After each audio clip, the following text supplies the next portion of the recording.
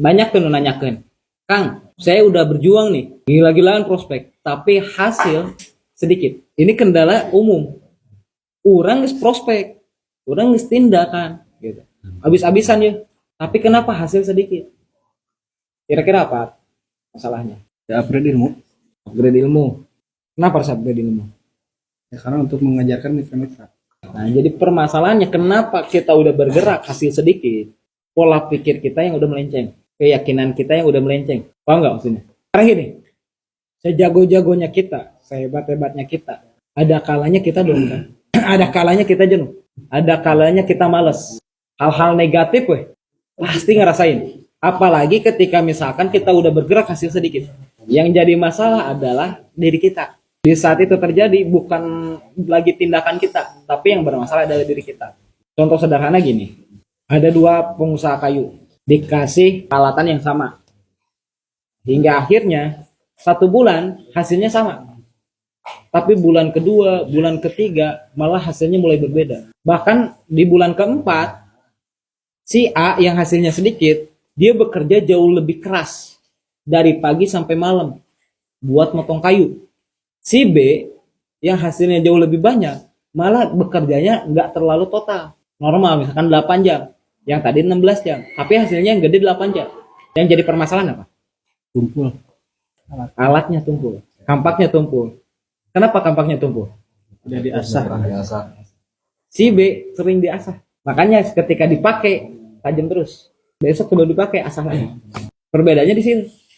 Jadi kalau kita mempertanyakan kinerja kita jauh lebih banyak tapi hasil sedikit, artinya diri kita ada yang masalah.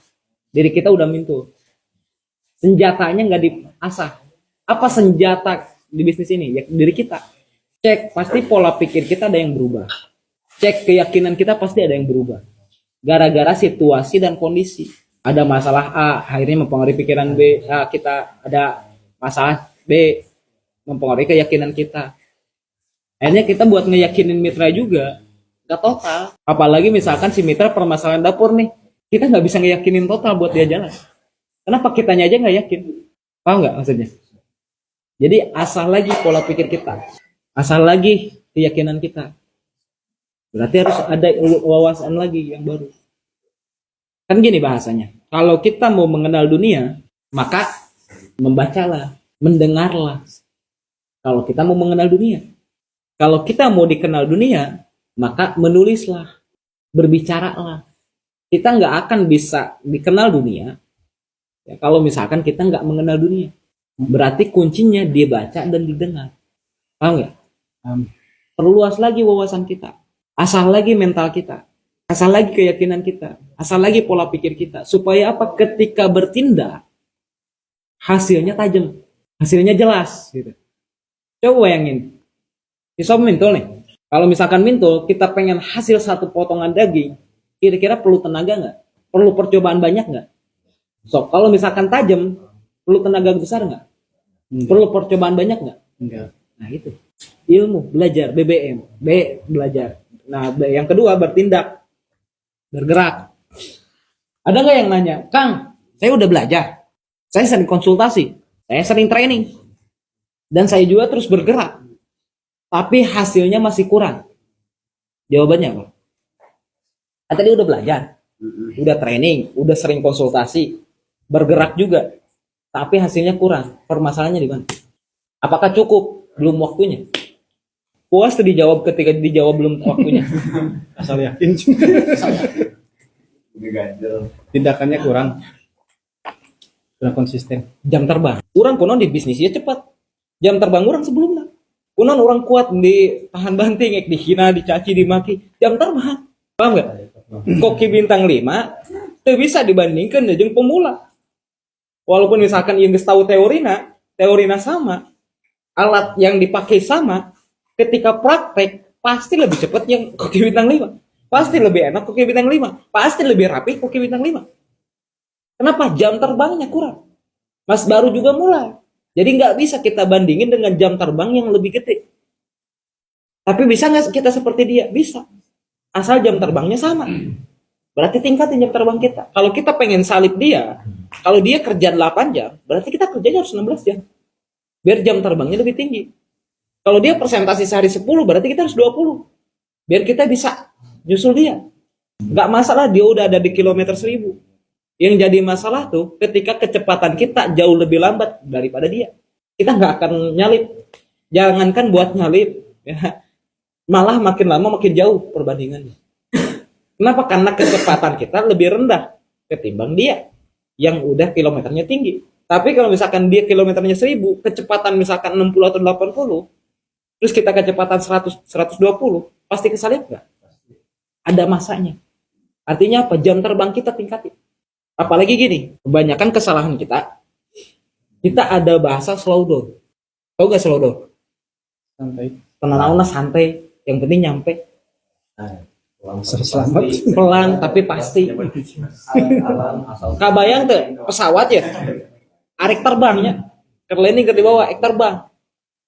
Gak apa-apa lah santai, yang penting nyampe. Bisa tuh naik kalau makin lama makin kenceng. Ketika udah mulai diterbangin makin kenceng. Coba ketika misalkan udah mulai terbang, gak apa-apa lah santai, yang penting nyampe. Paham gak maksudnya? Tapi ketika udah nyampe atas, udah ini bisa autopilot. Paham gak maksudnya? Ketika kita masih merintis, ketika kita belum nyampe atas, gak ada kata santai, gak ada kata nanti, gak ada kata tapi. Tingkatin jam terbang kita. Kita jangan bandingin dengan jam terbang orang lain, karena orang lain mungkin jam terbangnya udah tinggi. Bagi mereka harus nyontohin. Kalau saya nggak sponsor, mitra saya mau juga bagaimana sponsor. Kalau kayak gitu berarti nggak terlalu jalan sistemnya gitu. Nah, tapi beda, emang beda sistem. Kalau saya fokusnya bagaimana autopilot. Nah, kalau pengen autopilot ya seperti pesawat terbang tadi. Ketika di bawah dia kenceng, mulai terbang tambah kenceng. Hingga akhirnya udah mulai ketinggian yang pas, mulailah autopilot. Gak ada slow down, gak ada tapi, gak ada nanti. Kenapa kayak gitu? Adik saya harus sekolah. Siapa yang biayai? Ibu saya sakit. Siapa yang bayar biaya berobat? Saya tulang punggung keluarga. Siapa yang mau ngebiayai? Saya punya hutang. Siapa yang mau bayar? Kalau saya slow down. Kesalahan kita ada slow down. Gak apa-apa lah santai. Gak apa-apa lah nyantai. Yang penting nyampe. Salah total. Tapi walaupun autopilot, ada masanya. Ada masanya misalkan cuaca buruk. Hingganya kita harus koordinasi. Ya, si pilotnya harus koordinasi dengan pusat. Nah, bisa tuh dinaikkan, bisa tuh diturunkan. Supaya ente kena cuaca buruk itu. Bisa tuh muter. Nah, ada masanya hambatan. Walaupun udah autopilot, lewatin dulu, nanti autopilot lagi. Paham nggak maksudnya? Nah. Corona hancur jaringan saya 90%. Kalau pengen autopilot lagi, ya selesaiin dulu masalah itu. Akhirnya flash out lagi. Paham nggak maksudnya? Nah, kita kebanyakan pengennya cepat autopilot, padahal kondisi kita di bawah, atau kondisi kita udah mau mulai terbang nih, malah santai, ngejungkir. Makanya wajar mitra-mitra kita mati. Lagi momentumnya lagi kencang nih, apalagi misalkan kita baru dapat mobil, malah kita kendorin. Pesawat udah mulai mau terbang, malah kecepatan diturunin, jatuh, mati kan semua, jaringan kita mati. Ya wajar, salah siapa? Salah kita karena nyantai. Nyaruh. Tahu nggak? Tindakan kita. Jadi jangan ada mempertanyakan lagi kenapa saya udah bergerak hasilnya dikit, berarti ilmu yang nggak kita miliki. Terus kemudian jangan ada lagi pertanyaan saya udah belajar, saya udah konsultasi, terus saya udah bergerak tapi hasilnya kurang, berarti jam terbang kita yang kurang. Itu doang. Tingkatin lagi berarti jam terbangnya. Jadi nggak ada permasalahan. Kalau misalkan ada pertanyaan itu berarti konyol. Baru yang terakhir mengajar. Nah tadi esensi mengajar bukan bagaimana mitra hanya sekedar paham, hanya sekedar tahu bahwa bisnis ini tuh punya potensi yang luar biasa. Tapi pastikan karakter kita ke transfer ke jaringan. Pastiin jaringan tuh bagaimana supaya kita jadi inspirasi bagi dia. Biar nanti jadi contoh.